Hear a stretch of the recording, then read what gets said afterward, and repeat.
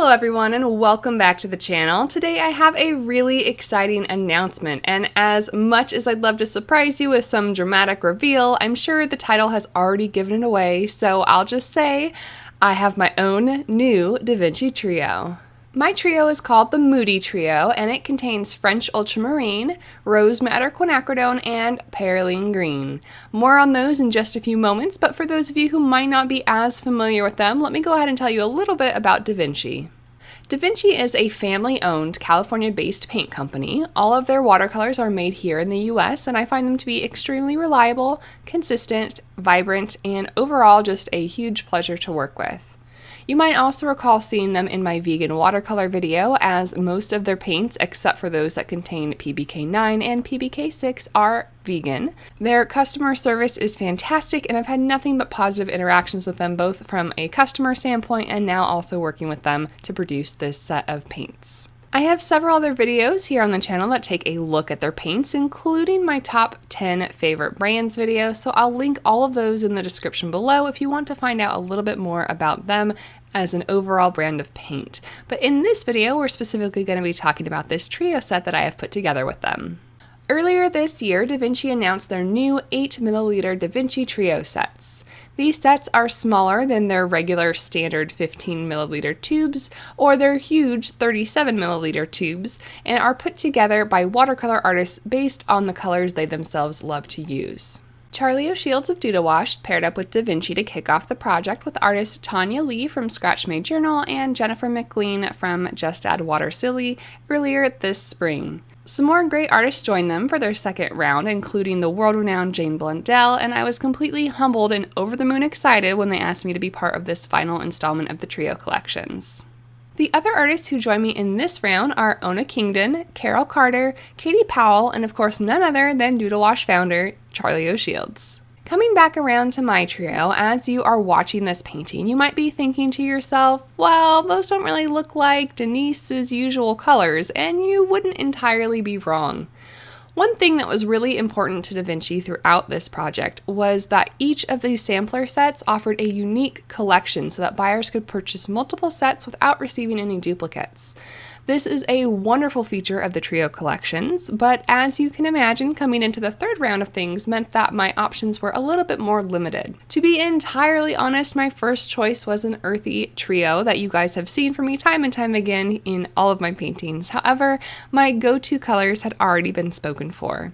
In hindsight, I probably actually could have made an all earth tone palettes work with just like ochres and siennas, given how much I love them, but without a blue, my mind just wandered elsewhere, I guess, and I decided on a completely different direction.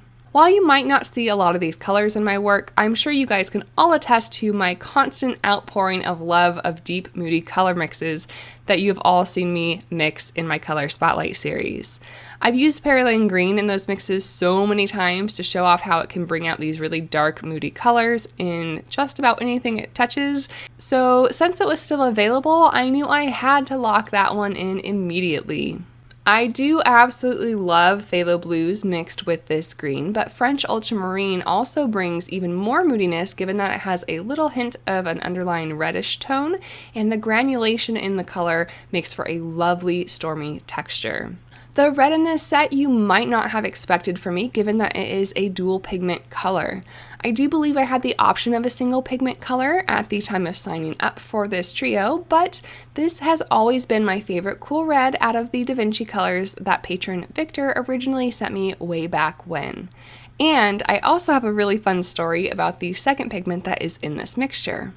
Da Vinci's rose madder quinacridone is made from good old PV19 mixed with PV88, a pigment that is rarely seen in watercolors and in fact was just recently discontinued by Daniel Smith and replaced with a dual pigment formula in their line. While it's not the most light fast color, it's absolutely freaking gorgeous in my opinion, and I was lucky enough to pick up a tube of that original pigment not so long ago when my local art store was closing. I can tell there isn't a ton of this PV88 in this rose madder quinacridone, as it's very much still a pinky tone, but with just a hint of it, it has this added subtle violet vibe that I really like. Just as a note, Da Vinci also has another version of these two pigments mixed together, which is called Theo Indigo Violet, but that one has more of the PR88 than the PV19, making it lean a little bit more towards violet. I haven't had a chance to play with that one yet, and it wasn't in the selection of 8ml tubes, but just in case anyone was looking at their color selection and wondering, I wanted to go ahead and mention that. Altogether, this limited trio, while not a full range of mixing colors, produces bright purples, soft mauves, dark inky violets, stormy blues, and deep earthy teals. You just saw me working on the first piece that I tried out with my new trio set, a very fluffy panda. I did a somewhat similar piece back a little while ago when I did a Grumbacher review, where I painted a panda using a brighter version of a blue, a brighter green, and a darker violet. I wanted to revisit that here, but doing a slightly more realistic version as well as using some darker tones. I had so much fun layering the base layers down with those moody dark greens and blues, and then adding these pops of colors with the glazes of rose madder quinacridone. Both that piece and this next one were done in my Be Creative Square cotton sketchbook, and if you recall from that video, this paper really likes to latch onto pigment, making it a little bit hard to lift, although I didn't have too much trouble with these pieces. The texture of this journal is also a little bit odd and kind of patchy in some places, but that is the paper and not the fault of the paints. I did switch between using the silver black velvet brushes and the Escoda Perlas, both of which I have linked down below if you want to go ahead and find those.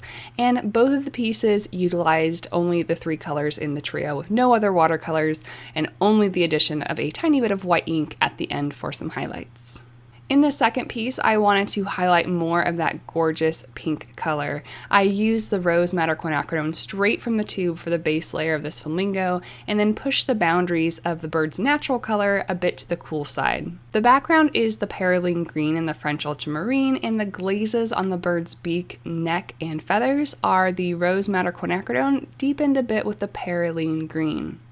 I didn't have a yellow for the light irises that most flamingos have, so I used a very pale wash of the blue, and that sufficed just fine. I actually think this is my favorite of the two. I don't know, I just can't get enough of a cool red mixed with that perylene green. The resulting violets are just gorgeous.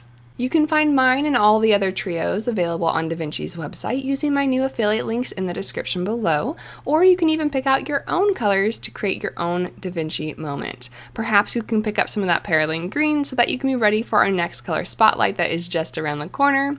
Da Vinci all in all has around 110 watercolors in 15ml tubes, and 86 of those are also available in their huge 37ml tubes if you want to stock up on any particular color. Whichever colors you choose, be sure to tag your social media posts of either your paintings or your palettes with hashtag #DaVinciMoment. I want to give a big thank you to Charlie for inviting me into this project, to Da Vinci for letting me be part of all of it and producing some really top-notch paints, and to all the other artists in the series for sharing their beautiful selections as well. Thank you to all of you guys for watching. Let me know in the comments below what your favorite Da Vinci colors are, or if there's any colors that you are really eager to try out, and I will see you in the next video, and until then, happy painting!